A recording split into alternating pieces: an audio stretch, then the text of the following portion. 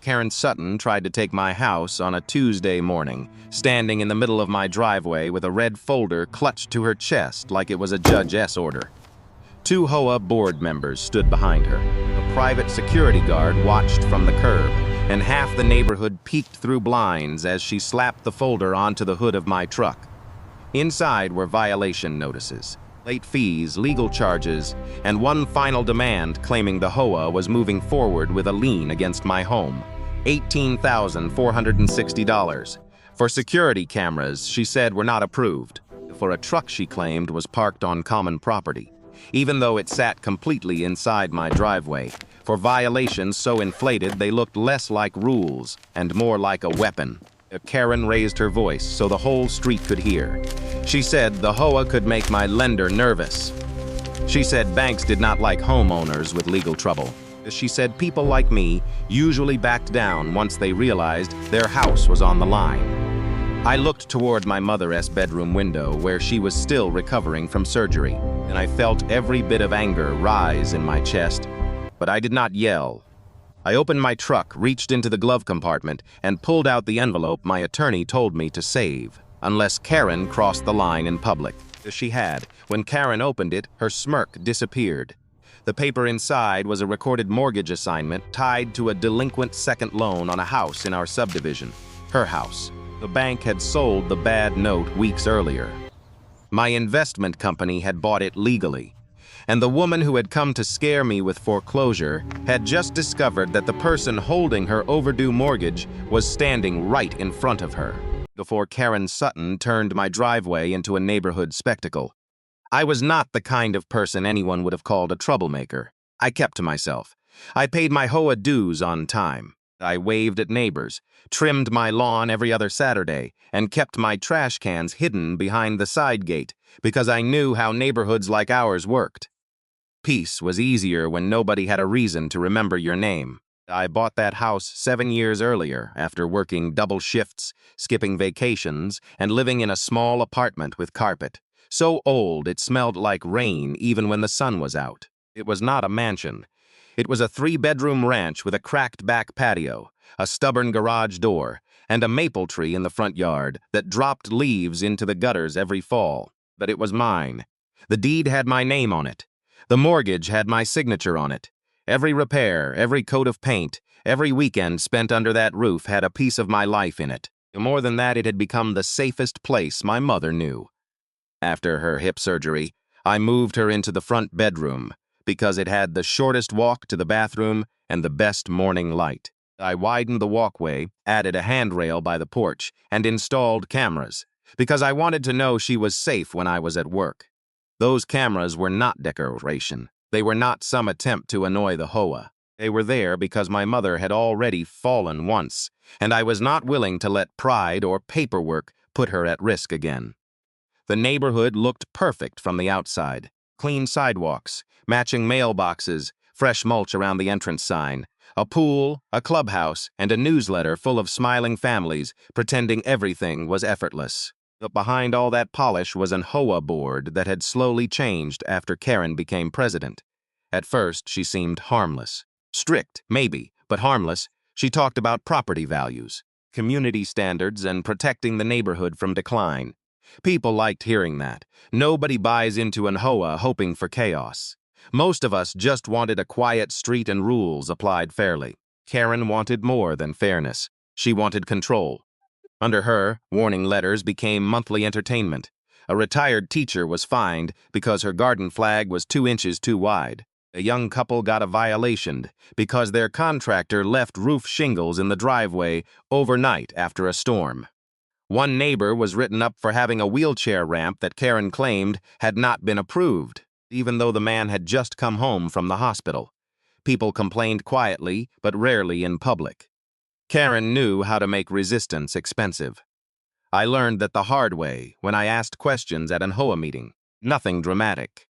I just wanted to know why our dues had gone up, why the security company had changed without a proper vote, and why the board refused to release detailed spending records.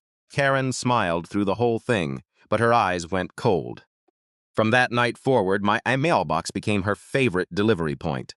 First came a warning about my lawn, even though my landscaper had cut it the day before. Then came a notice about my truck, calling it commercial because it had a toolbox in the bed. Then came the camera violation. Then the letters started using phrases like repeated non-compliance, disregard for community rules, and potential legal escalation. That was when I understood Karen was not enforcing the rules. She was building a story, and for anyone listening who has ever had a board, a neighbor, or someone with a tiny title try to make you feel powerless in your own home, you already know how exhausting that feels. Leave your thoughts in the comments, because people who have never been targeted by an HOA usually think these stories are exaggerated until the first certified letter lands in their own mailbox. I still tried to stay calm. I answered notices in writing. I saved envelopes. I paid what I actually owed and disputed what I did not. I believed, maybe foolishly, that if I stayed reasonable, the truth would matter. But Karen did not want truth. She wanted pressure. She wanted me embarrassed, isolated, and scared enough to write a check just to make her stop. What she did not know was that my day job involved financial records, distressed loans, and the kind of boring paperwork most people throw away without reading.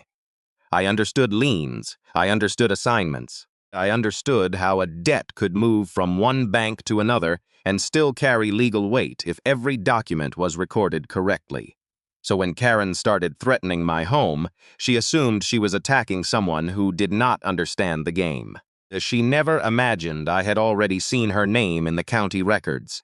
The first real explosion came in the form of a certified letter, with the HOA seal printed across the top like it belonged to a government agency. I remember standing at my kitchen counter, the coffee going cold beside me, reading the same paragraph 3 times because my brain did not want to accept what my eyes were seeing. According to the board, I owed $18,460 in violations, late fees, administrative costs, and legal expenses. If I did not pay within 10 days, the association intended to record a lien against my home and pursue every remedy available under the governing documents. The letter made it sound clean, formal, and reasonable. That was the trick. On paper, Karen's harassment looked like procedure in real life. It was a pile of invented violations, stacked high enough to crush someone who did not know how to fight back. The first charge was for my security cameras. Karen claimed they were exterior modifications requiring prior architectural approval, but the cameras were small, mounted under the eaves, and pointed only at my own porch, driveway, and side gate. I had installed them after my mother fell the previous winter, and they had already helped me catch a delivery driver who dropped her medication at the wrong house. The HOA documents said nothing about banning security cameras. They only required approval for structural changes visible from the street. Karen had stretched that rule until it turned into a weapon. The second charge accused me of parking a commercial vehicle on common property. That one almost made me laugh, until I saw the amount attached to it. My truck was not commercial. It had no logo, no business plate, no equipment rack, nothing except a toolbox bolted inside the bed, and it had never been on common property. It sat in my driveway. The same driveway I paid taxes on, shoveled snow from, pressure washed in spring, and used every day to get my mother safely in and out of the house.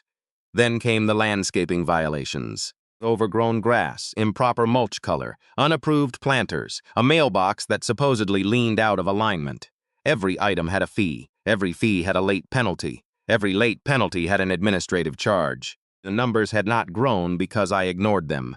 They had grown because Karen kept creating new violations while refusing to answer my written disputes. A week later, I attended the HOA meeting to challenge the charges. I brought printed photos, payment records, and copies of the bylaws with the relevant sections marked. I expected hostility, but I still thought there would be some kind of process. I thought the board would let me speak, compare the rules to the accusations, and at least pretend to care about the facts. Karen made sure that did not happen. She placed my file in the middle of the table, like evidence in a criminal trial. Then she spoke about me in the third person while I was sitting 10 feet away. She described me as a repeated violator, an owner unwilling to meet community standards, and a resident whose attitude threatened property values. Each phrase sounded rehearsed. Each board member nodded as if they had already decided before I walked into the room, when I tried to explain that the truck had never left my driveway. Karen projected a photo onto the clubhouse wall. It showed my truck from a strange angle taken from low near the sidewalk, making the front tire look closer to the edge than it actually was. And what the photo did not show was the painted line of my driveway, the property marker near the curb, or the fact that Karen had stepped onto my private property to take the picture. The room was quiet, but not because people believed her. It was the silence of neighbors who had seen enough to know they might be next. Then Karen moved from fines to fear. She said unpaid assessments and enforcement costs could become a lien. That she said liens could lead to foreclosure under the right circumstances. She said homeowners who could not follow the rules often found it easier to move before things became embarrassing. She never raised her voice. She did not have to. The humiliation was the point. I left that meeting with my face hot and my hands steady. That surprised me a few years earlier. I might have argued until midnight. I might have let her drag me into the emotional fight she wanted. But by then, I had seen enough financial disputes to know that the person who looks calmest is not always the person with the least to lose. Sometimes they are the person who has started counting documents instead of insults. 2 days after the meeting, Karen escalated again. She sent an email to the HOA attorney asking him to prepare the lien paperwork. She copied the board. She attached the violation ledger. But she also did something reckless. She contacted the lender listed on my old mortgage documents and suggested that my home was involved in an active legal dispute with the association. She framed it as a courtesy notice, but the intent was obvious. She wanted the bank to pressure me. She wanted me scared that my mortgage could be affected. She wanted foreclosure to stop being a word in an HOA letter and start feeling like a shadow over my mother's bedroom. That was the moment Karen stopped being annoying and became dangerous. So I did what she never expected.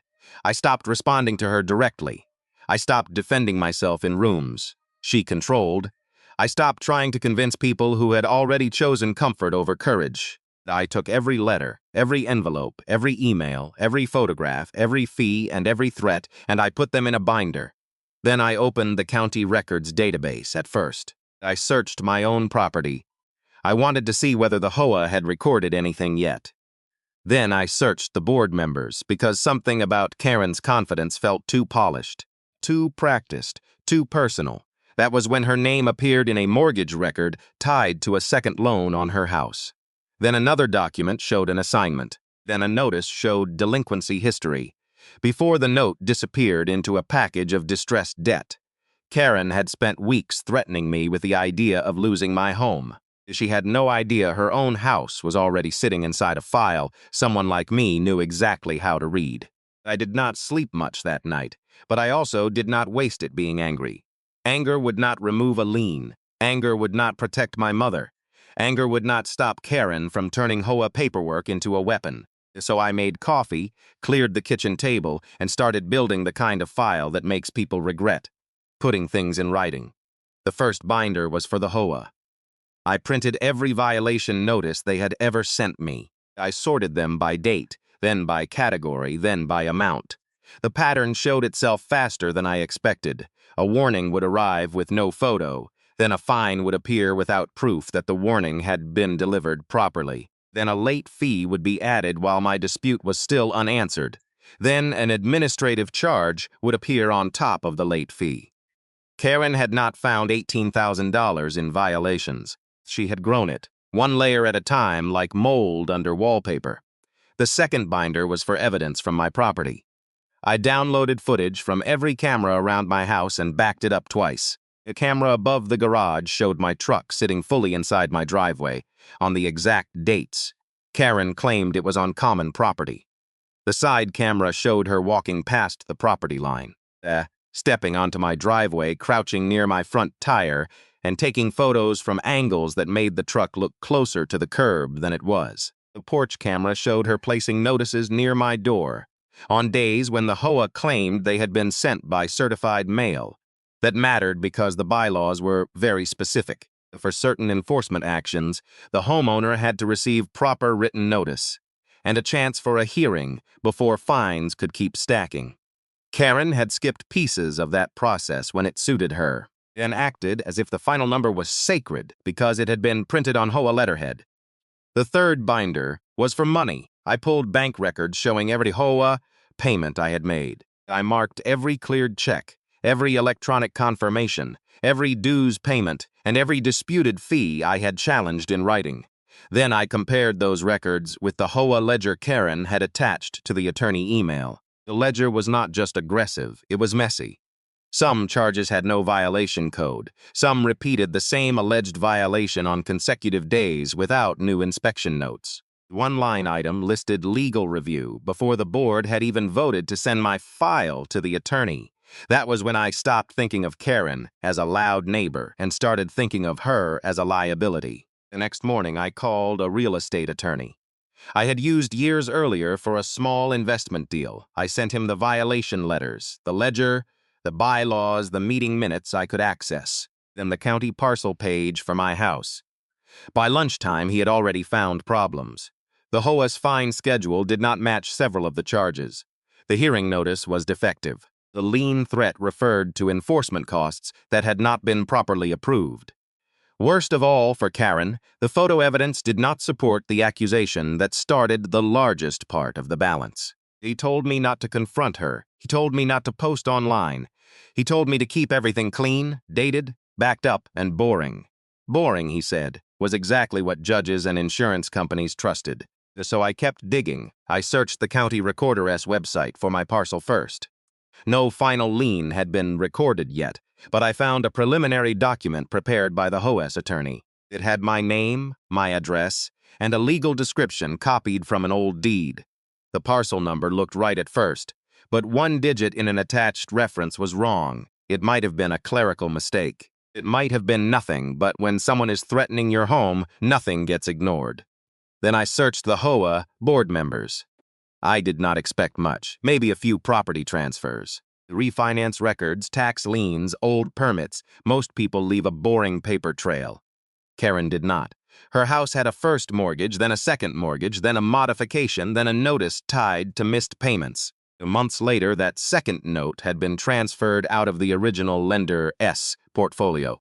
It looked like part of a distressed debt sale, the kind of package banks sell at a discount when they do not want to chase delinquent borrowers themselves. That was my field, not in some dramatic billionaire way. I was not a shark in a suit buying towers downtown. I worked with small notes, ugly files, overlooked debt, and quiet paperwork. I knew how assignments worked. I knew how to verify a chain of title. I knew the difference between owning a house and owning the right to collect on a recorded debt against it. For the first time since Karen started targeting me, I leaned back from the screen and felt the room go still. Karen had been threatening me with foreclosure while her own second mortgage was sitting in the exact kind of file. I knew how to evaluate. I did not buy it out of revenge that night. I did not call her. I did not send some reckless message. I asked my attorney whether there was any legal conflict if my LAC purchased a publicly available non-performing note connected to someone who had been harassing me through an HOA position. His answer was careful. The purchase itself had to be legitimate, documented, arm's length, and handled through a licensed loan servicer. No threats, no personal collection games, no shortcuts. That was fine with me. Shortcuts were Karen-S style, not mine. Over the next 2 weeks, my LC made an offer through the note broker. The paperwork was reviewed. The assignment was executed. The transfer was recorded. A licensed servicer prepared the required borrower notice. Everything moved slowly, cleanly, and legally while Karen kept sending me inflated violation letters. I was collecting proof that her own financial house was built on a crack. She had tried desperately to hide. By the end of it, I had 4 binders on my kitchen table. One for the HOA's defective fines, one for video evidence, one for county records, one for Karen-S mortgage assignment. And when my attorney finally looked through all of it, he did not smile. He simply tapped the top page and said this was no longer a neighborhood dispute. It was a paper trail with Karen-S fingerprints all over it. The special HOA meeting was scheduled for 6:00 on a Thursday evening, and Karen made sure everyone knew about it. The notice said the board would be discussing enforcement action against a non-compliant homeowner. But the way she walked into the clubhouse told me she wanted a public execution, not a meeting. She arrived in a red blazer, carrying the same folder she had slapped onto my truck. She set it in front of her, folded her hands, and looked around the room with the calm confidence of someone who believed fear was the same thing as authority. The board members sat beside her. The HOA attorney sat near the wall. A few neighbors filled the back rows, pretending they were only there out of civic interest, even though everyone knew my name had been whispered through the subdivision for weeks. I did not come alone. My attorney walked in beside me with a leather portfolio. Behind him came a court reporter. We had hired privately, because if Karen wanted a record, I wanted an accurate one. I carried 4 binders, each labeled so clearly that Karen's eyes kept dropping to them even before the meeting began. HOA notices, camera evidence, county records, mortgage assignment. She noticed the last one. I saw it in her face. Just a flicker, barely half a second, but enough. Karen opened the meeting by describing the situation as a serious enforcement matter. She said the association had been patient. She said repeated violations had damaged the character of the neighborhood. She said the board had a duty to protect property values from residents who refused to follow rules everyone else respected. My attorney let her finish. Then he stood and asked that his statement be entered into the meeting record. His voice was calm, almost boring, which somehow made the room feel tighter. He explained that the fines against me were defective from the beginning. Several notices had not been delivered, according to the HOA's own bylaws. The hearing requirement had been ignored or rushed. The fine schedule did not match the amounts charged. Some fees had been added while disputes were still pending, and the largest accusation, the claim that my truck was parked on common property, was contradicted by time-stamped camera footage. Karen tried to interrupt, but the court reporter kept typing. My attorney opened the first binder and placed still images from my security cameras on the table. The frame after frame showed my truck inside my driveway. Another set showed Karen stepping onto my property to take angled photos. Another showed her leaving notices by hand on days the HOA ledger described them as certified mail. The room changed after that. It was subtle at first. A neighbor leaned forward. One board member stopped looking at Karen and started reading the page in front of him. The HOA attorney shifted in his chair and asked for copies. Karen's voice sharpened. She accused me of trying to distract the board from my unpaid balance, she said. None of this changed the fact that I owed the association money. She said homeowners could not hide behind technicalities when their homes were subject to HOA covenants. That was when my attorney opened the county records binder. He pointed out the draft lien paperwork and the incorrect parcel reference attached to it. He explained that recording a flawed lien based on defective fines could expose the HOA to legal claims, insurance involvement, and possible damages if the lien interfered with my financing or title. He did not threaten anyone. He did not need to.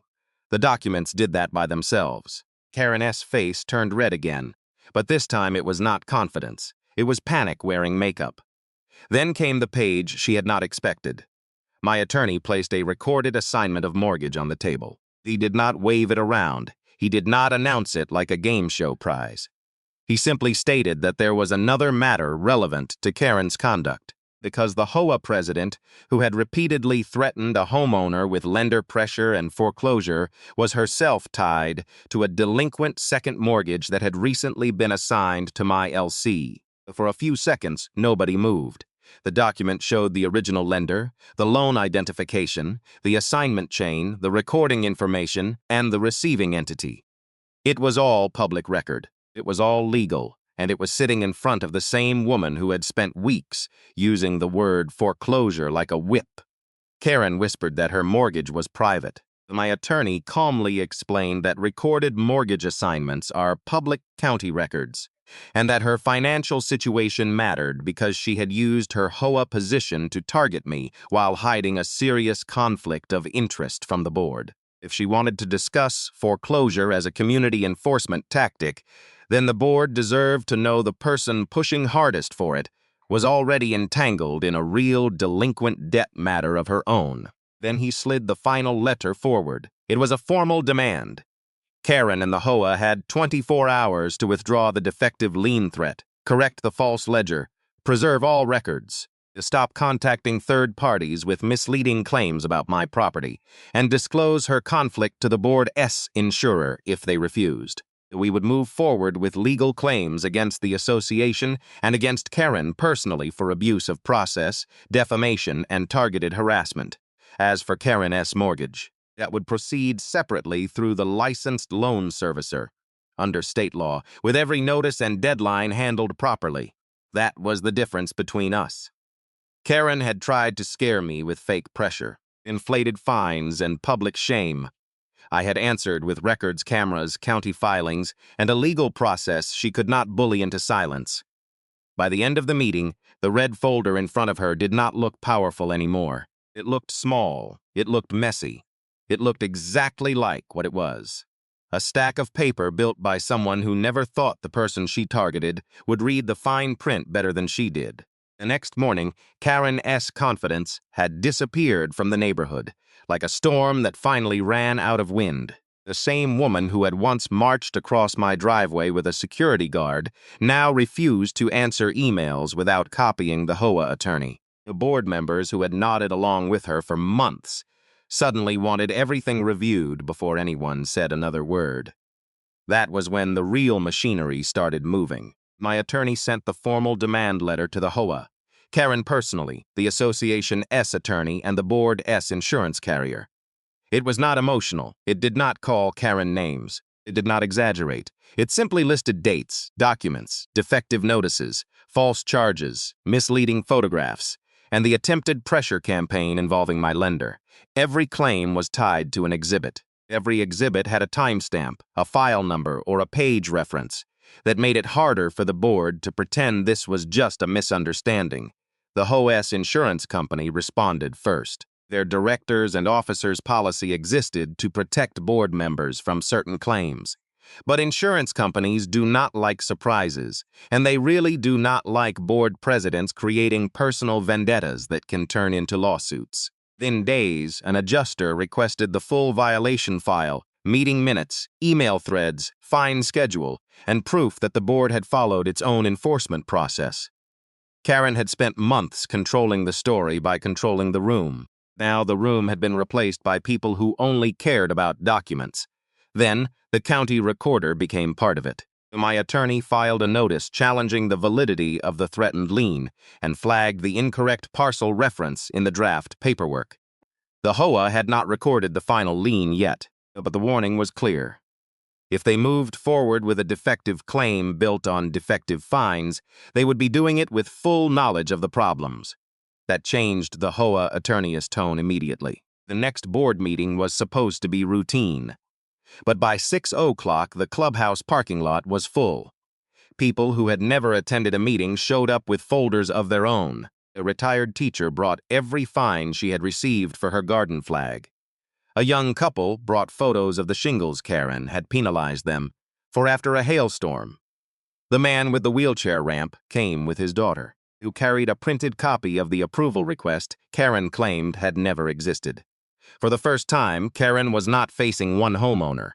She was facing a pattern. The acting vice president opened the meeting because Karen had been advised not to chair any discussion involving enforcement complaints. She sat at the end of the table with her arms folded, staring at the wood grain, while residents spoke one by one. Nobody shouted. Nobody threatened her. That somehow made it worse. Every calm voice added another brick to the wall closing in around her. When my turn came, I kept it simple. I said, I wanted the fines removed, the lien threat withdrawn, the lender contact corrected, and the association's enforcement procedures audited. I said, I wanted written confirmation that no board member could use HOA authority to target residents for asking financial questions. Then my attorney handed over copies of the camera, stills showing Karen on my driveway. The HOA attorney asked for a recess. 20 minutes later, the board came back looking different. Not sorry, exactly. More like people who had finally seen the price tag attached to Karen S. behavior. They voted to suspend all enforcement action against my property pending review. They voted to preserve all records. They voted to notify the insurance carrier of a potential claim. And then, in the quietest moment of the night, they voted to temporarily remove Karen's authority to issue or approve violation notices until the investigation was complete. Karen's face hardened, but she said nothing, not because she agreed. Because, for the first time, silence was safer for her than speaking. Outside the clubhouse, the loan servicer handling her mortgage sent its own notice according to the proper legal timeline. It was separate from the HOA case, and my attorney made sure it stayed that way. No public threats, no driveway drama, no red folder slapped onto a truck, just a lawful notice. Sent through the right channel, reminding her that the delinquent loan had a new holder and that default had consequences if she refused to resolve it. That was the part Karen could not spin. She had tried to turn procedure into punishment. I had turned procedure back into procedure. And once the lawyers, the insurer, the county records, and the residents were all looking at the same paper trail, Karen's favorite weapon stopped working. Her authority had always depended on people being too tired, too embarrassed, or too afraid to challenge her. Now everyone was reading the fine print. The first thing the HOA did was cancel the entire balance. Not reduce it, not negotiate it, cancel it. $18,460 in fines, fees, penalties. And legal charges vanished from my account after the board's attorney reviewed the file and realized how many holes Karen had left behind. A formal letter arrived 2 weeks later, confirming that all enforcement action against my property had been withdrawn, no lien would be recorded, and the association would send a correction to the lender. Karen had contacted with misleading information. I read that letter twice at the same kitchen counter, where the whole nightmare had started. Then I filed it in the binder. The HOA also agreed to reimburse part of my attorney's fees, though they called it a settlement contribution instead of an apology. That was fine with me. I did not need pretty words. I needed the record corrected, the threat removed, and the house my mother slept in taken out of Karen's little power game. Karen did not survive the audit, though once residents started bringing their own files forward, the board discovered that her enforcement pattern went far beyond me. Fines had been issued without proper hearings. Approval requests had been ignored until deadlines passed. Violation photos had been taken from misleading angles, and in several cases, residents had paid charges they probably never owed because fighting seemed more expensive than surrendering. At the next annual meeting, Karen tried to defend herself. She said she had only wanted to protect the neighborhood. She said people were twisting her actions. She said rules meant nothing if the board did not enforce them. But this time, nobody looked afraid of her. The retired teacher stood up with her garden flag folder. The man with the wheelchair ramp sat in the front row with his daughter beside him. The young couple from the storm repair brought their receipts. By the time the vote was counted, Karen was removed from the board by the largest margin our subdivision had ever seen. As for her mortgage, that was handled quietly, legally, and nowhere near my driveway. The loan servicer gave her the required notices. Her attorney contacted mine. Eventually, she entered a repayment agreement, sold a luxury SUV she used to park in front of the clubhouse, and signed a written commitment that she would not use any HOA position, committee role, or third-party contact to harass me again. I never had to tell her to leave in 24 hours. The paperwork did something better. It made her understand that the same system she tried to twist against me had rules she could not escape when someone else followed them correctly. Months later, the neighborhood looked the same from the outside. There same sidewalks, same mailboxes, same maple leaves falling into my gutters, but something had changed. HOA meetings became crowded. Residents asked questions, the new board posted financial summaries, created a real appeal process, and required two-person review before any major fine could be issued. My cameras stayed where they were. My truck stayed in my driveway. My mother kept her front bedroom with the morning light. And every time I walked past the filing cabinet where those binders now sat, I remembered how close Karen came to making a lie look official. That is the lesson I took from all of it. You do not beat people like Karen by screaming louder. You beat them by staying calm when they want you emotional. You save the emails. You keep the envelopes. You read the bylaws. You check the county records. You get the right attorney before the wrong person turns a fake violation into a real nightmare. Because sometimes the most powerful sentence you can say is not shouted across a driveway. It is written clearly, backed by evidence, and filed in the right office. If you have ever dealt with an HOA, a neighbor, or anyone who used a small title to act bigger than the law, share your thoughts in the comments. And if this story made you think twice about ignoring the fine print, share it with someone who might need that reminder before the red folder lands on their driveway.